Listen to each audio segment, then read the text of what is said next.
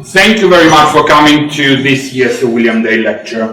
Is that, as you know, for the last 18 years, Helen, Professor Cwnsler, has been at the Sir William Dale Centre, and she's been here at the ILS for 18 years.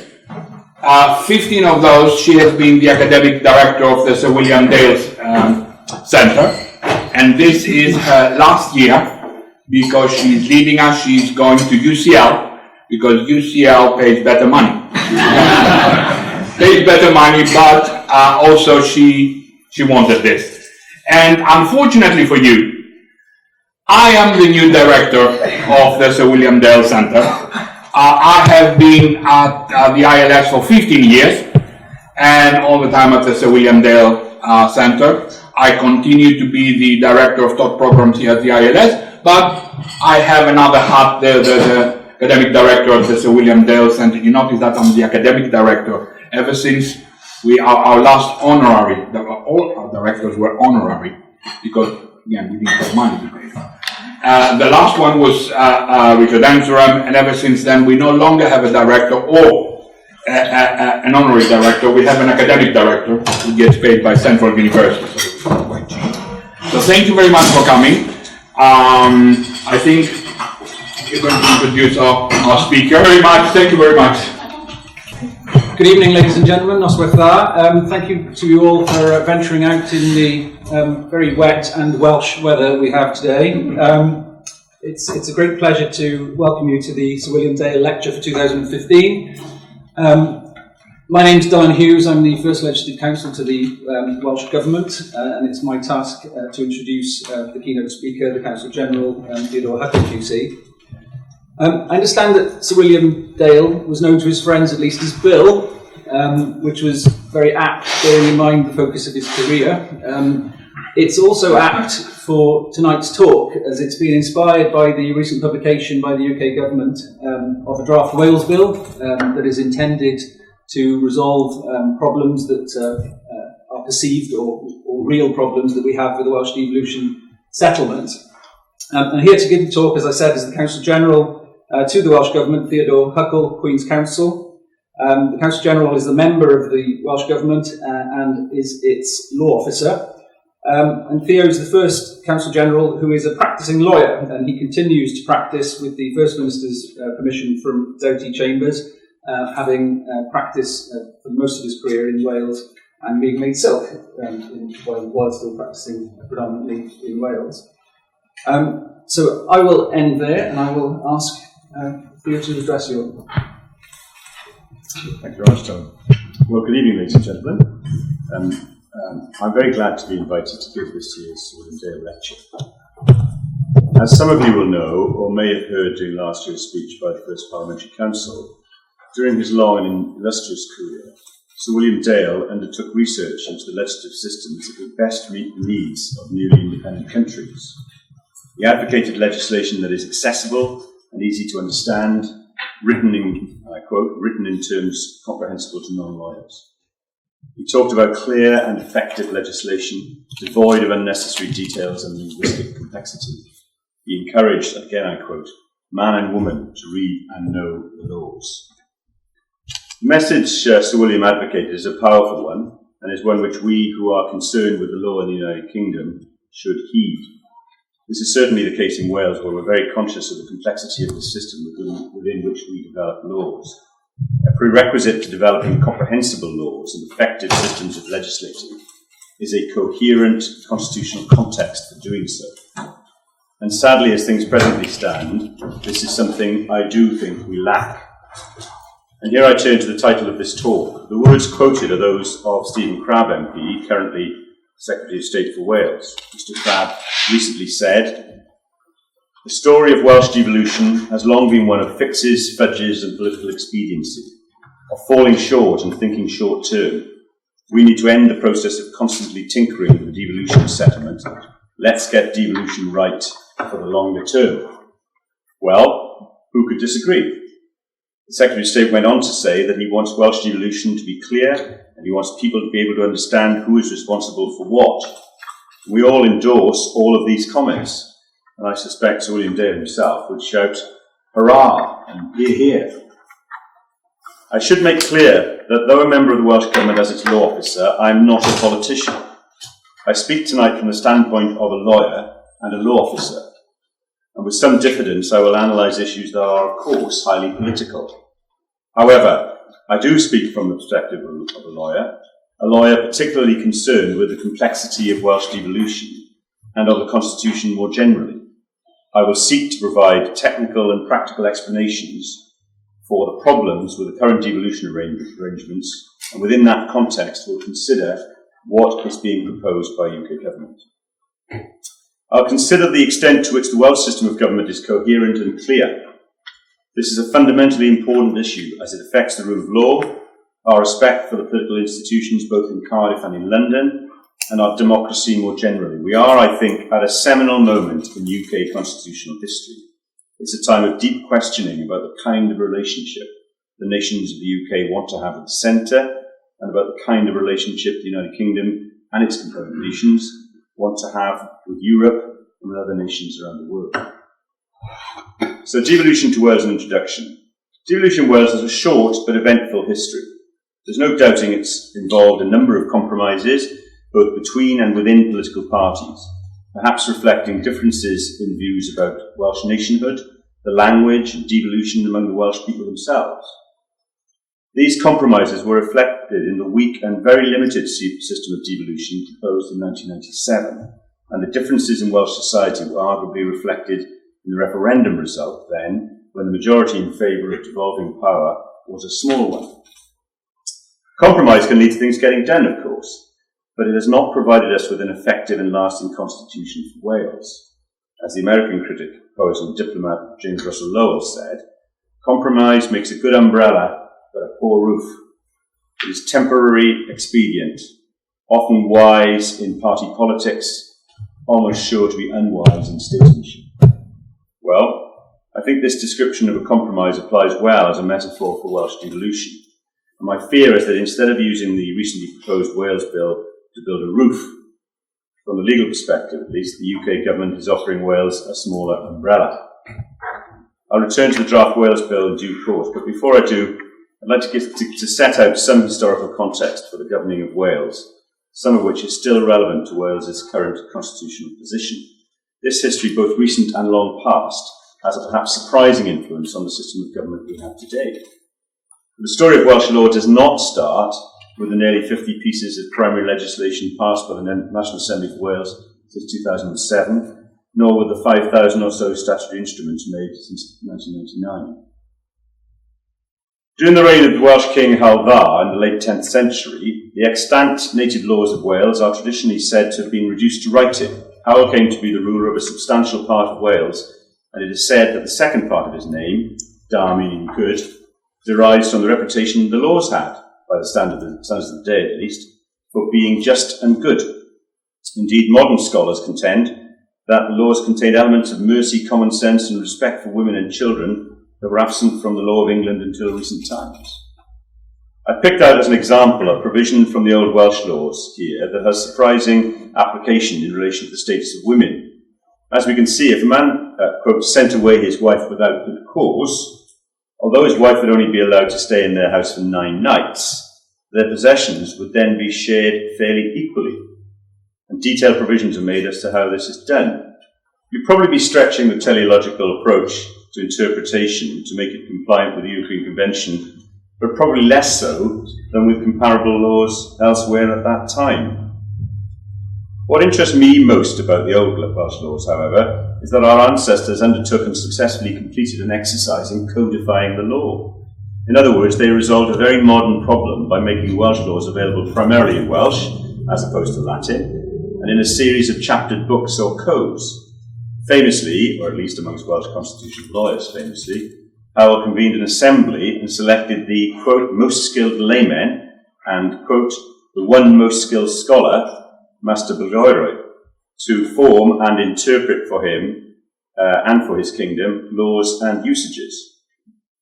Llywodraeth was clearly the equivalent of the modern-day law officer, ably assisted by his or her drafters, of course, overseeing a process similar to one we are considering today. This was a process that began during the reign of Howell, but which continued over the centuries until the laws were repealed by the Law in Wales Acts, often referred to as the Acts of Union for Wales, 1535 and 1542. So around 1,000 years ago, Welsh law had been the subject of comprehensive review, had been codified, and by the standards of the day was clearly accessible, in the language of the people, in a well-ordered series of books that we can still read today. At the end of the Middle Ages, the concept of Welsh law had been brought to an end as a result, firstly, of the Statute of Rhuddlan in 1284, and subsequently by the Welsh Acts of Union. The 1536 Act made this blunt statement: "The Dominion, Principality and Country of Wales justly and righteously is and ever hath been incorporated, annexed, united and subject to and under the imperial crown of this realm as a very member and joint of the same."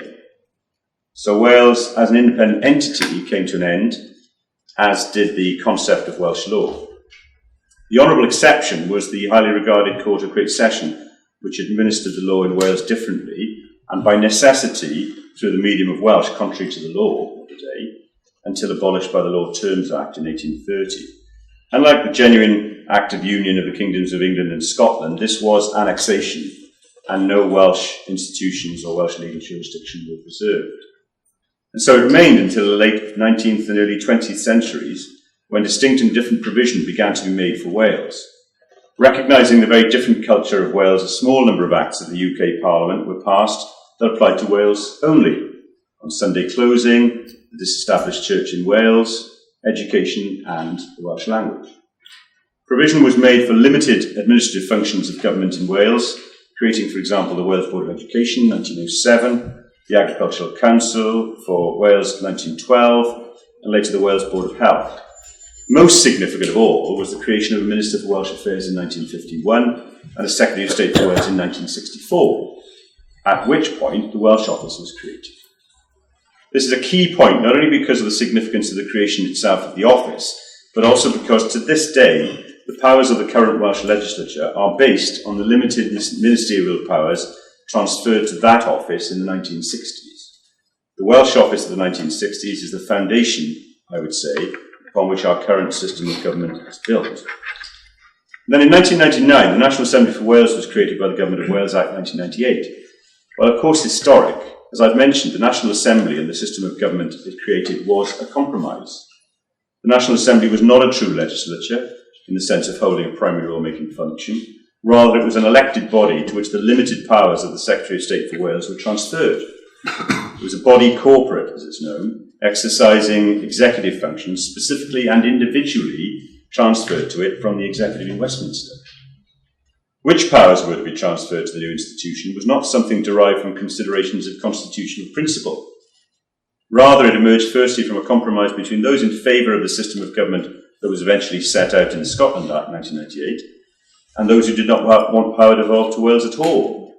And secondly, from practical expedience. In 1999, what we saw in many respects was merely an administration being democratised and rebadged. In other words, the Welsh Office's powers were held by a body of 60 politicians, elected by the people of Wales now, instead of by 2 or 3 ministers appointed by the UK Prime Minister of the day.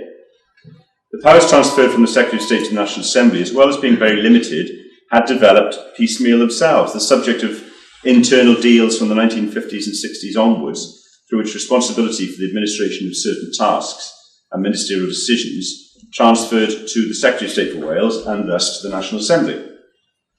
This was an incremental process that continues to this day.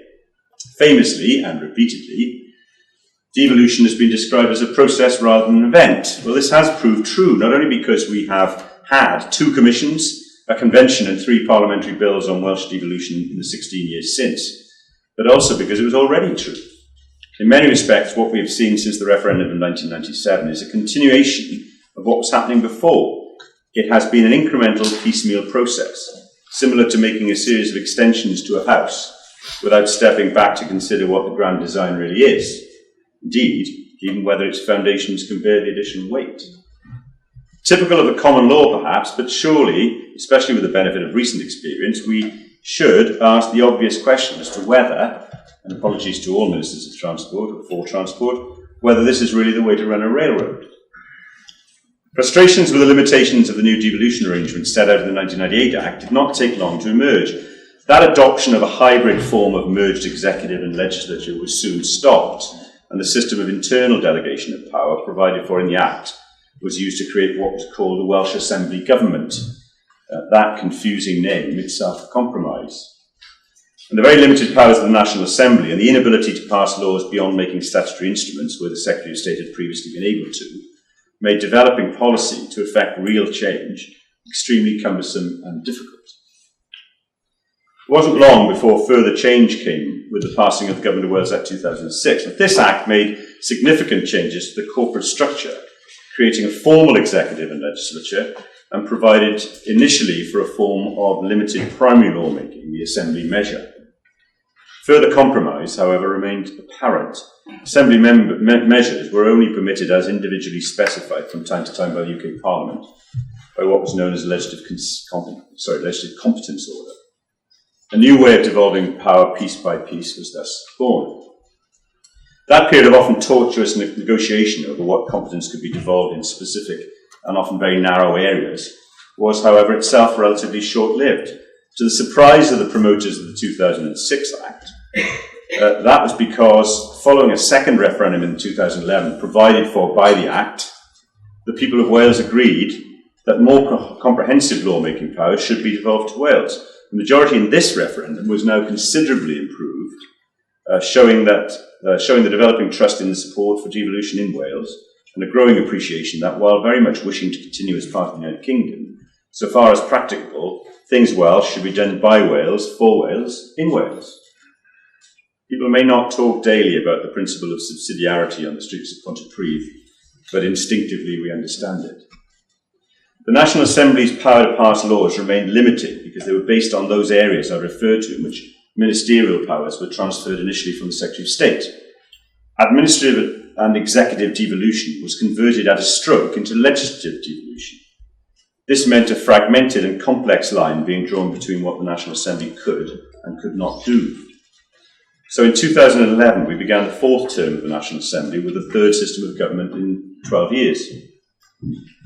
And the government had its third name, with Welsh Government having been adopted as a rebranding. The formal statutory change had to await Section 4 of the Wales Act last year, 2014. This remains the system today, and it's changes to this system that are proposed by the draft Wales Bill.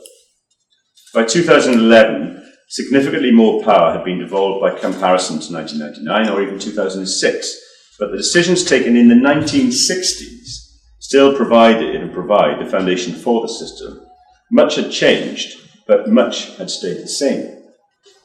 So what's wrong with the system of governing Wales, and why does it matter? I should begin this by saying that the current system is by some distance better than those that preceded it. There's no doubt that the National Assembly and the Welsh Government now have significant powers and considerable autonomy in some subject areas, education and health being the most obvious examples. Within such subjects, the National Assembly can legislate effectively, as the comprehensive legislative programme of the current Welsh Government demonstrates.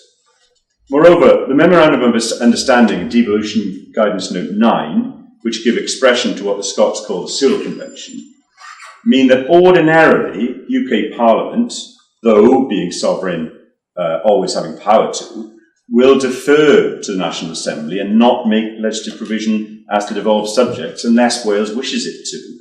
For example, in order to have straightforward provision on a matter across the whole UK.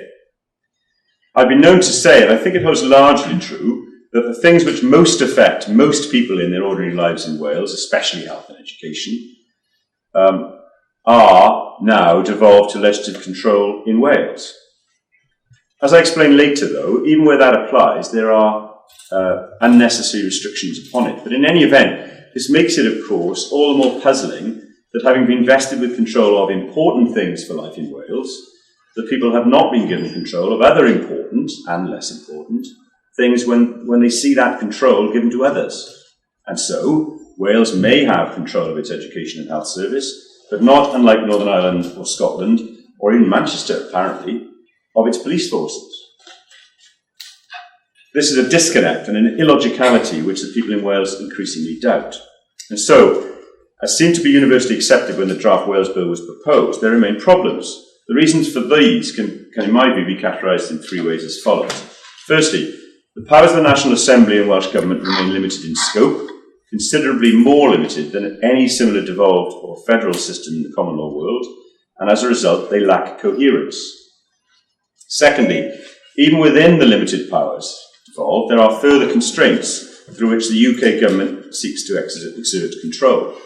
And thirdly, the system is overly complex and there's a lack of clarity about what is and what isn't devolved, including in relation to legal mechanisms fundamental for a legislature to be able to legislate effectively.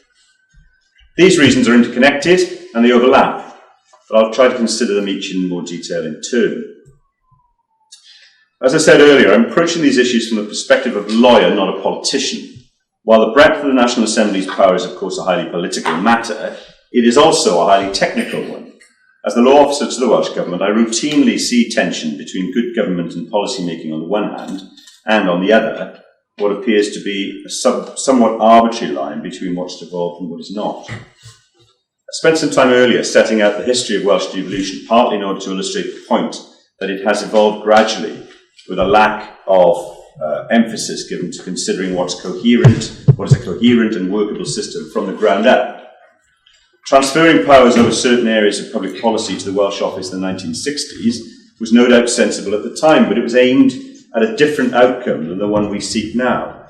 The then Welsh Office, by the way, the residuary UK functions of Wales are now exercised by a Wales Office, not a Welsh Office. Did you see what they did there? A terminological distinction whose significance may not, of course, be obvious to the uninitiated. The then Welsh Office largely administered decisions taken elsewhere. It was a bureaucracy. And one should not assume that limited executive powers can be easily converted into coherent areas of competence for an effective legislature. The reason for that is twofold. The first is that, although essential in any constitution in which power is shared, dividing what a legislature does into a series of subject headings is itself a somewhat arbitrary and artificial exercise. The problem with it is there are bound to be extensive interconnections between subjects. So for any wholesale change in policy and law, it is common for the content to relate to or be connected to more than one conferred subject. The interconnections may be policy-related, administrative, financial, or legal, and at times can be such that interconnections become interdependencies. That isn't necessarily a problem where the interdependencies all fall within devolved areas, but it very much is when they don't. As illustrated here, a large bill on social services will most likely impact upon a number of subjects that are also devolved. That's fairly obvious. But there are, to greater or lesser degrees, impact on any number of subjects. Many of these aren't currently devolved to Wales, as can be demonstrated in this slide. The problem with limited competence is that interconnections and interdependencies can often clash with the devolution settlement. The more the boundary drawn between what is devolved and what is not crosses these interconnections between subjects, the more difficult it is to implement policy and initiate reform, and the less coherent the system. It also makes the system more unstable, as it means that there is considerable potential for conflict. By comparison with the devolution arrangements elsewhere in the United Kingdom, the subject areas devolved to the National Assembly are few in number, whilst the number of exceptions is great. In Scotland, Parliament can legislate, we think, on 37 more subject areas, and the Northern Ireland Assembly, many more. Looking at an equivalent bill on social services in Scotland, we can see in the slide that nearly all of the interconnections are with other devolved subjects. The clash with the devolution settlement, therefore, is minimal. Looking at the position more generally, the graphic on this slide illustrates the contrast between the breadth of powers devolved in each nation. I don't think it's controversial to say that from a technical and practical perspective, the more subjects that are devolved, the more legally coherent devolved government would be. Conversely, the fewer the subjects that are devolved, the less the legal coherence. Likewise, the more exceptions there are within subject headings, the less coherent the system is. This is not a case for devolving everything or independence, far from it. There are many subjects which it may be argued should never be devolved, as doing so could itself threaten the democratic cohesion and purpose of the United Kingdom, something the process of devolution is intended to strengthen and not weaken. That's our position anyway. And here, I have plotted out a representation of all subjects upon, as far as we can think of them, all subjects upon which a legislature may wish to legislate. On the right, there are subjects that might realistically never be devolved. These include constitutional matters integral to the existence of the United Kingdom, such as the Crown itself, nationality, immigration, foreign affairs, national security, defence, matters related to the economy and the single market, such as monetary policy, European Union, currency, and aspects of trade. But as you move from the right to the left, we start to see subjects that are capable of being devolved. In other words, there is no compelling reason why, based on the principle of subsidiarity at least, the power has to be retained at the UK level. The question then is to consider which of these powers make up a coherent whole that should be devolved while minimising the interdependency between subjects that are devolved and subjects that are not. You'll note I'm referring to devolution in general terms here, not specifically to the devolution to Northern Ireland or Scotland or Wales. We can show this in a different way with shapes illustrating the subject areas. Hexagons representing those subject areas more suitable to be evolved, and circles those less suitable. Next, we see an illustration of the subjects currently devolved to Wales, and also where the line's been drawn between what is devolved and what's not. It shows the narrowness of the Welsh devolution settlement, and it demonstrates how the boundary between what is devolved and not clashes with the interconnections between subjects. That's because many subjects that are capable of being devolved just aren't. This is in marked contrast, as we can see here, with the position in Scotland. You can see firstly that far more subjects are devolved, and secondly how there is considerably less tension between what is devolved and what's not. This is because the boundary drawn is very different, and the way reservations have been drawn has ensured more coherence in respect of what is devolved, with considerably fewer interdependencies. And it's no coincidence that since 2011, 3 Assembly bills have been challenged at the Supreme Court for adjudication as to whether they fell within competence, while in the 16 years since the Scottish Parliament has been legislating, with precisely the same mechanism for referral, no bills have been referred to the court in the same way. We're far from sure that this is a function of how you draw the line, but rather, if you like, of where you draw the line, that is, the political will to devolve properly and consistently with a proper and consistent view of subsidiarity. So to summarise the first problem, the subjects devolved today are based on decisions taken 50 years ago to administer a limited number of subjects in Wales, and those subjects are themselves limited in scope and by exception. This arguably makes the system relatively incoherent and has the potential to make it unstable. Point 2. The second problem is that the narrow range of subjects devolved is in fact further constrained, and in ways which are not always transparent. To be within the National Assembly's competence, a bill must not only relate to a subject listed in, I quote, relate to a subject listed in Schedule 7 to the 2006 Act, and not, and I quote, fall within, close quote, a subject listed in, any of the numerous exceptions to those subjects listed in the same schedule. It may also not fall foul of other restrictions set out in that schedule. Those restrictions prevent the National Assembly from making any change to the law, even where it would otherwise be within its competence.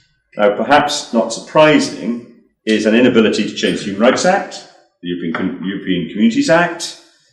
More surprising, however, is a long list of provisions of the Government of Wales Act itself that the Assembly can't change. In other words, it can't govern itself, for example, by changing the way its elections are held or the number of members returned. What's perhaps unexpected is the fact that the Welsh legislature often requires the consent of the UK government when it passes bills. This is required when a bill seeks to modify or remove any power of a Minister of the Crown. The only exception being where doing so would be incidental to or consequential upon another provision in the bill. While that exception does provide some flexibility, and we've demonstrated it, the fact remains that there are hundreds of restrictions within otherwise devolved areas, and as illustrated here, this rather confusingly blurs the line between what's devolved and what is not. This is another factor that can make the system unstable because of the real potential for conflict and delay. The issue referred to the Supreme Court on whether consent was required for the Welsh Government's bill simplifying the procedure for local authorities to make bylaws was a case in point. Commentators were heard to say that when a bill about the process for making local bylaws on public conveniences can't be passed without being taken to the highest court in the land, there is a fundamental problem. In the result, the Supreme Court seems to have agreed. A further and little understood potential constraint on the National Assembly's ability to make laws is the legal system within which it operates. Wales does not have its own legal jurisdiction or distinct body of law. The Government of Wales Act 2006 is silent about the law itself and the legal mechanisms provided by the private and criminal law. It's the Welsh Government's position that the Assembly may modify the private law as appropriate and make provision about the criminal law, as long as doing so also relates to a devolved matter. Despite the Supreme Court adjudicating unanimously in support of that position, in the second case referred to by the Attorney General on the Assembly's Agricultural Sector Bill, the UK Government still questions the Assembly's power to make amendments to the private law. As was argued by the Attorney General during that case, and successfully, it said, for example, that despite housing being involved, the law of property and contract is not. But what if a change to the latter is the most desirable or effective way of fulfilling a policy to improve housing? We say that it is within competence. The UK Government argues that it is not. The contrast here with Scotland is enormous.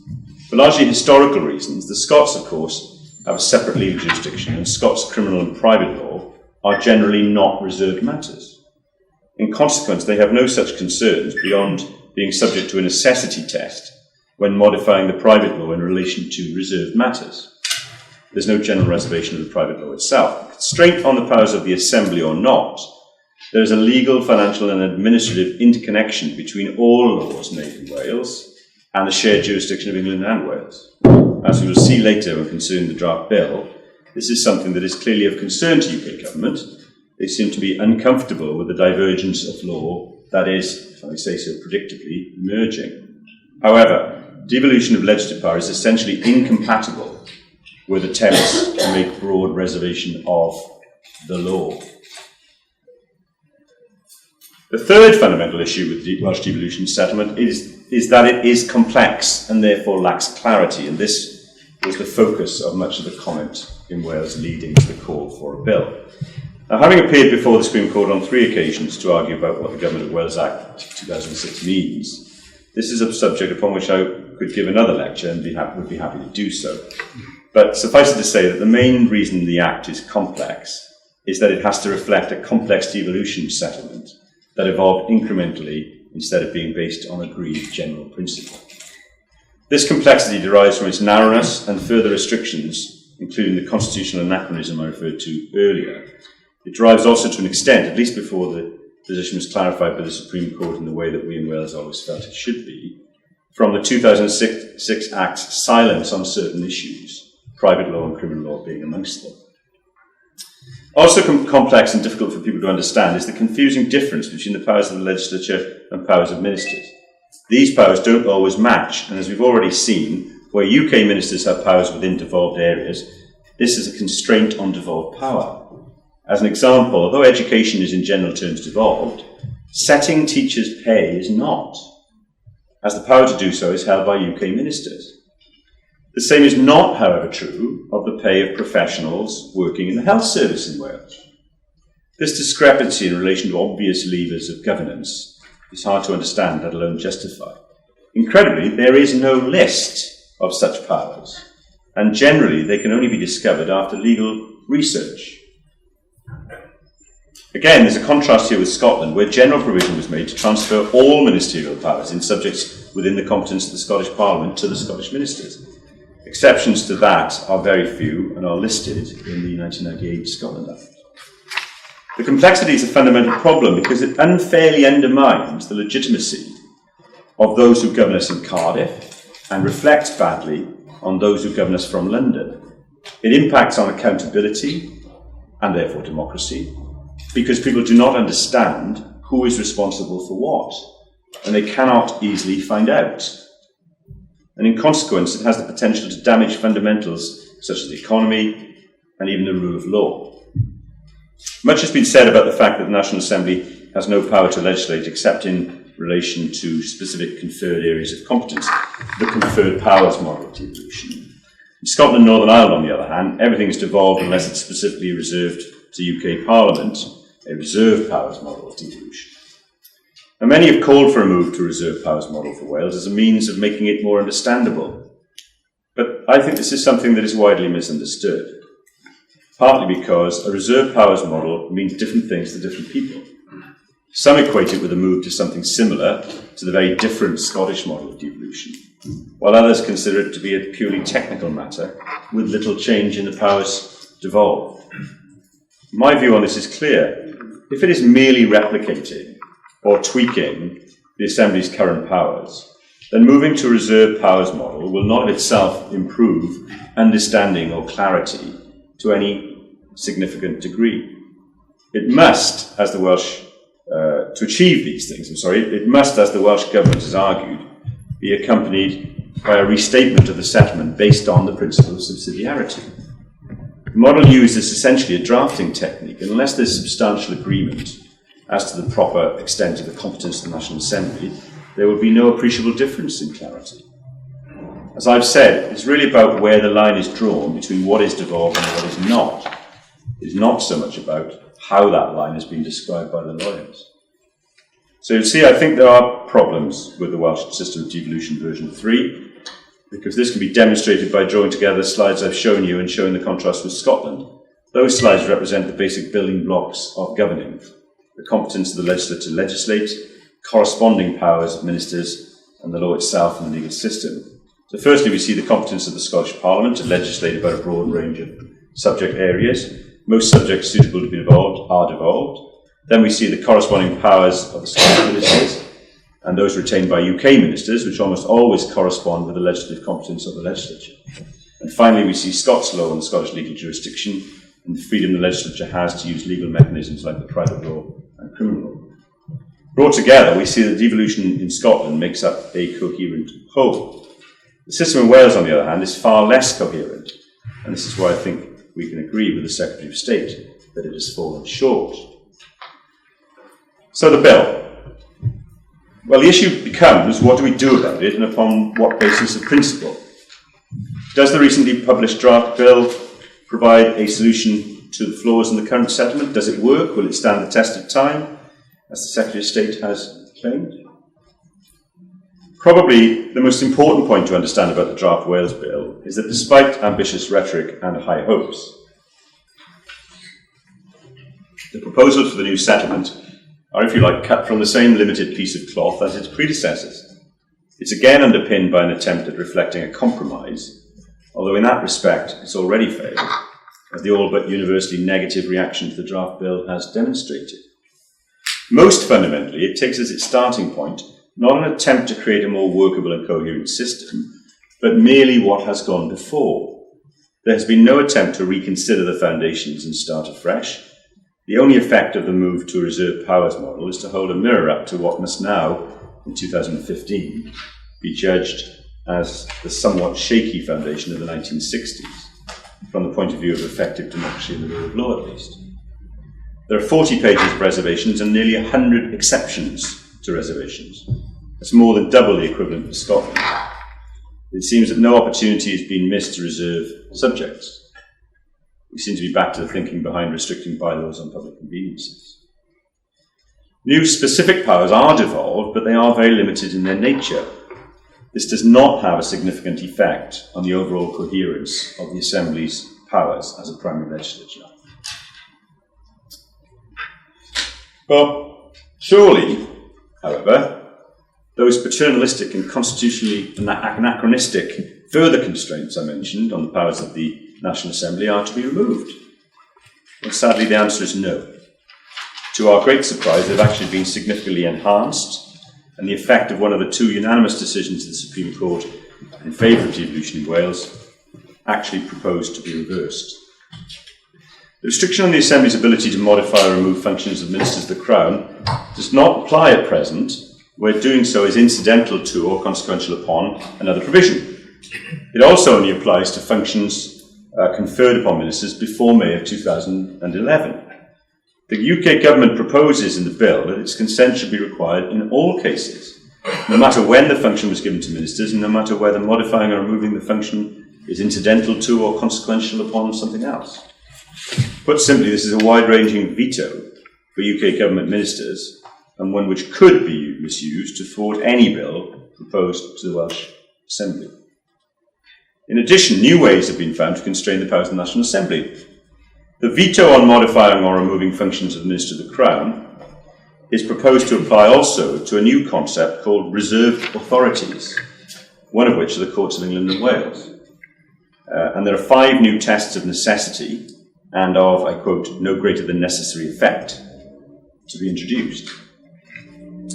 In addition to this added complexity, a further question arises as to whether it's appropriate to make this sort of question justiciable in the courts. It is surely not. They may be seen as an inappropriate constraint on decisions that should properly be for the democratically elected legislature. The courts are rightly reluctant to substitute their decision for that of the decision maker, particularly one with a mandate, but the proposed necessity tests would squarely put the courts in that position. One of the new tests purports to delineate what is devolved and what not, so far as the private law and criminal law is concerned. Now, this is a problem, because these are the very tools that must be available to any legislator. In essence, the ability to change the law. They're not subjects that can be simply reserved. Now, the motivation appears to be a desire to restrict the National Assembly's ability to modify the basis of law within the shared jurisdiction. But a legislature exists to modify the law, so how can it be realistically constrained in this way? It would leave Wales with a narrowed legislative competence constrained by ministerial vetoes, other restrictions and additional tests that have to be met before modifying the private and criminal law. Given what's proposed, it's difficult to understand what was meant when both the Prime Minister and the Secretary of State spoke of the respect they have for what they call the Welsh Parliament. Treating a legislature with respect surely requires the UK Government and Parliament to demark clearly such a Parliament's competence and then leave it to exercise its power at its discretion based upon its people's mandate. To be effective, devolution must mean what it says and be devolution of real power to translate the will of the people in Wales into real and effective action by the creation of law. Put another way, it's a matter of allowing the democratically mandated legislature to take decisions for its constituent people, whether you, the UK government, or anyone else, agree with them or not. These restrictions also arguably fall foul of 2 important constitutional and democratic principles. The first is that they're not consistent with the question posed to the people of Wales in the referendum in 2011. Asked if the National Assembly should be able to make laws in the 20 areas it has responsibility for without needing the consent of Parliament before doing so, the people gave a strong affirmative answer. While the issue here concerns consent of UK government, not Parliament, the fact is that the Assembly is not straightforwardly free to make laws on all matters in the 20 subject areas, and this despite the answer in the referendum being an overwhelming yes. Now, there's already a problem in relation to democratic accountability under the current system, and what I say is this will be made worse if the bill, as proposed, were to become law. The second issue is that constraints like these, if required at all, should surely operate on a legislature-to-legislature basis. It's, in my view, constitutionally inappropriate for the Welsh legislature's ability to make laws to be subject to a veto exercisable by the UK executive and to frequent adjudication by the judiciary.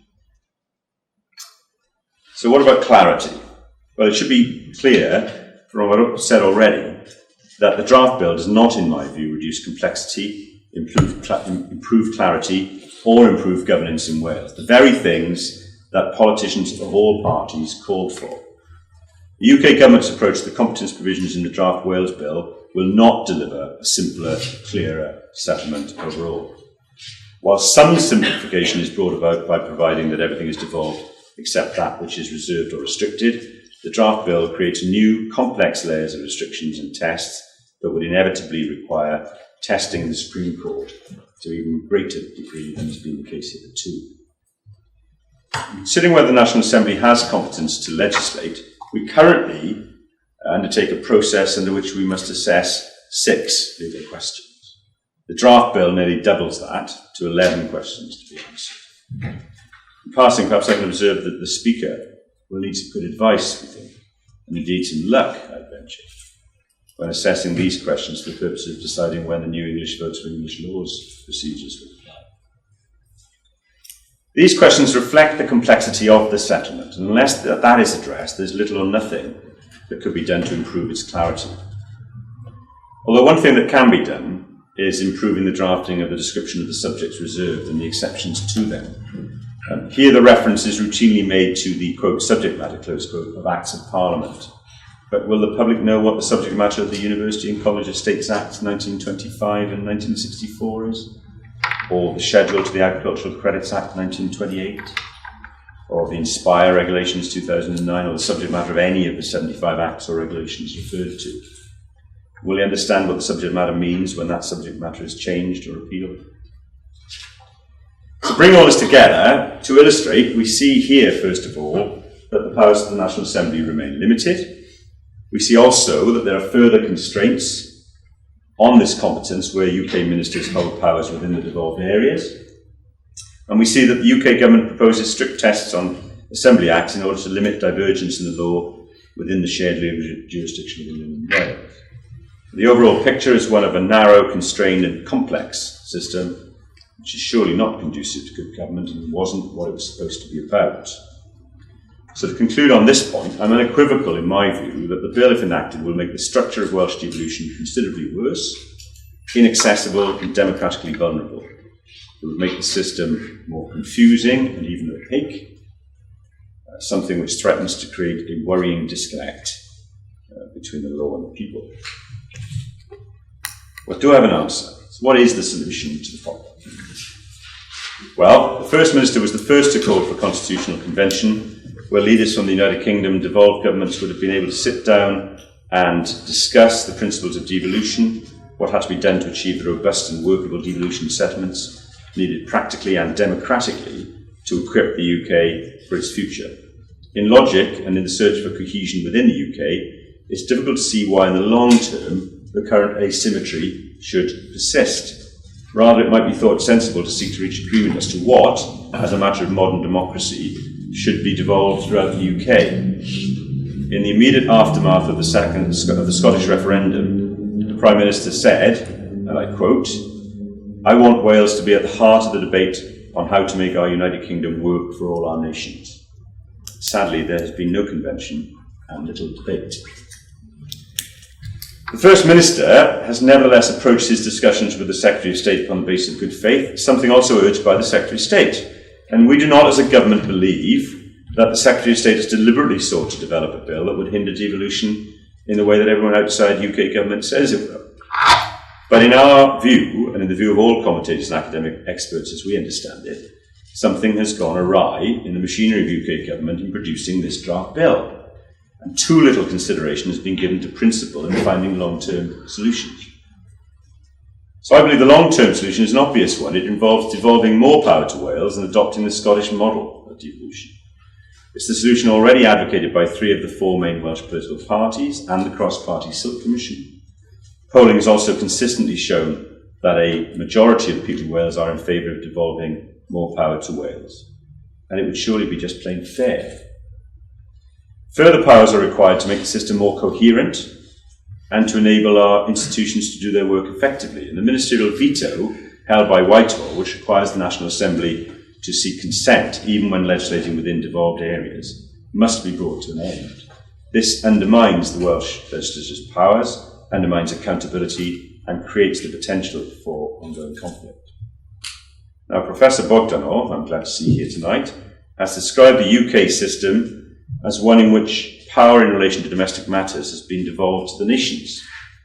This is an understandable concept and is one that could be used for those subjects we considered earlier that are capable of being devolved. With 1 or 2 exceptions, the description also accurately reflects the position in Scotland and Northern Ireland, but it is not the case for Wales. The word domestic can be used to describe those subjects already largely devolved to Wales, like health, social care, education, housing, but also very many of those that are not. The majority of functions of the police are domestic, so too the justice system. There's a core of highly interconnected domestic subjects that are capable of being devolved, but we think only about half of them have been devolved to Wales. There's no justification, we say, in logic or fairness for the people of Wales to be treated so differently from those in Northern Ireland or Scotland, so far as the breadth and effectiveness of devolved legislative authority and executive control is concerned. So I would suggest that, put simply, The line between what is devolved to Wales and what not must be moved. Devolution provision for Wales must incorporate and fully express those matters properly viewed as domestic matters in the same way as for Scotland. Most obviously, this means devolving justice and policing, the main domestic matters not yet devolved. Take policing as an example. The vast majority of the work of the police relates to keeping communities safe. The aspects of their work that aren't need not be devolved. Just as in the case of Scotland, issues like terrorism, drug enforcement, international crime may readily be reserved. It's interesting, to say the least, for us in Wales to note that it appears to be uncontroversial to talk of the potential for devolution of policing to Manchester, as I mentioned earlier, whereas devolution of policing to Wales is apparently off the table. And this notwithstanding the well-demonstrated cohesive working practices enjoyed between the forces of England and Wales on the one hand, and the devolved forces in Scotland and Northern Ireland. There isn't a problem, we're told. The anachronistic veto held by UK ministers within devolved areas must also be brought to an end. And to coincide with all of this, a separate Welsh legal jurisdiction should be created, under which the Welsh Parliament and Government would assume responsibility for the private law within the devolved areas. This would solve the complexities and tensions caused by the existing single jurisdiction of England and Wales and significantly reduce the complexity of the existing system. Indeed, in my view, there's nothing to stop us immediately creating a distinct, let's use that word, legal jurisdiction, of the form advocated recently in the joint report prepared by UCL's Constitution Unit and the Wales Governance Centre. I stress that this is a matter of proper arrangements for the system of law as a necessary consequence of legislative devolution to the National Assembly. This is not a separatist agenda, for we in Wales do not have one of those. An important aspect of this is that there appears to be no reason at all why, at least initially, the distinct jurisdictions of England and Wales should not share the same judiciary as they currently do. This is only an extension of the long-established reality that judges in the House of Lords and the Supreme Court, in each case sitting as a committee of the Privy Council, may act as the highest court of appeal for many jurisdictions outside the jurisdiction of the UK. As we understand it, the Lord Chief Justice agrees that in principle this is a practical proposition. It would also deal with the regularly raised objection to a separate jurisdiction, namely that it implies separate regulation of the legal professions from England, for example. Well, let me reassure again, and I have done many times, that Welsh Government has no intention of making it more difficult for Welsh lawyers, A, to be attracted to practice in Wales, or B, to practice throughout England and Wales, or for that matter, for English lawyers to practice in Wales. It is not a real issue in our view. I should stress that the proposals to create a Welsh legal jurisdiction and to devolve most of the justice system are not properly viewed as novel or radical. Rather they would simply regularise an anomaly and bring Wales into line with the system adopted everywhere else in the common law world, and the other devolution settlements created at the same time as ours, for populations in Scotland and Northern Ireland, which are respectively slightly larger than, and indeed smaller than, that of Wales. So far as we are aware, every sub-nation legislature in the common law world has an accompanying legal jurisdiction, and even every sub-national legislature in the common law world has power to legislate on a coherent grouping of domestic powers. Random examples are shown here. The criterion for selection being that their names begin with N, and their population in each case is less than that of Wales. So for those who say that the Welsh jurisdiction would be too small, for example, well, let's first look at our neighbours, in particular Northern Ireland, with its population of 1.7 million compared with ours of 3.1 million. That's the most likely precedent to follow, and we can look beyond. If Wales was an American state, of the US's 51 legal jurisdictions, 20 would be smaller in population. Between Australia and Canada, the combined population of which is less than the United Kingdom, there are 20 legal jurisdictions. In each of those countries, more than half of the distinct jurisdictions serve populations smaller than Wales. And in some cases, they're smaller than Cardiff's. There are 29 state legislatures in India, and even in the most populous nation, second most populous nation in the world, 9 of those serve populations smaller than Wales. Extraordinary, but it's true. So it's not a size thing then, really, is it?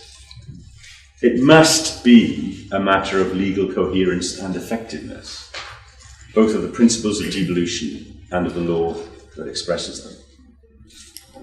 So may I end by reiterating how different the Welsh devolution settlement is by comparison to any other within the UK or the common law world as we apprehend it. The differences in the settlements are such that devolution in the UK is often described as being asymmetric, I mentioned it earlier. To my mind, the appropriate description here is not asymmetry, but anomaly, as to the political and legal position of Wales in particular. The draft Wales Bill does nothing to address that anomaly. In fact, at times it reinforces and worsens it.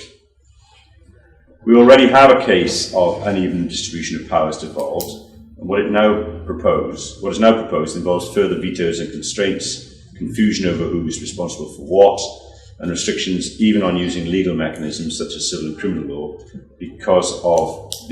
apparently because of the lack of a separate legal jurisdiction. As I've said, if that's the real problem, we can fix it. So it's not surprising that Welsh devolution is considered by many to be problematical and confusing, and you have gathered, I'm one of them. There are reasons why every other system is different, but there is clearly a reluctance to accept that, and sadly the draft Wales Bill does nothing to regularise the position. It's exactly, I'm afraid to say, what the Secretary of State said it shouldn't be. It is another fudge, and it falls well short. Now Winston Churchill, it's always good in a speech to quote Winston Churchill. Winston Churchill said, yes, but madam, I'll be sober in the morning. Not that one. He said, the longer you can look back, the farther you can look forward. And this is certainly a time to look forward, but we in Wales can look far back to at our history of making modern and effective laws. We must all, including and perhaps especially the lawyers, work to create a stable and lasting system of Welsh devolution. To do so, we should learn the lessons from the past, both the history of other systems across the common law world and our own history in Wales, and not repeat the mistakes of the past. We must take inspiration from the good and just ancient laws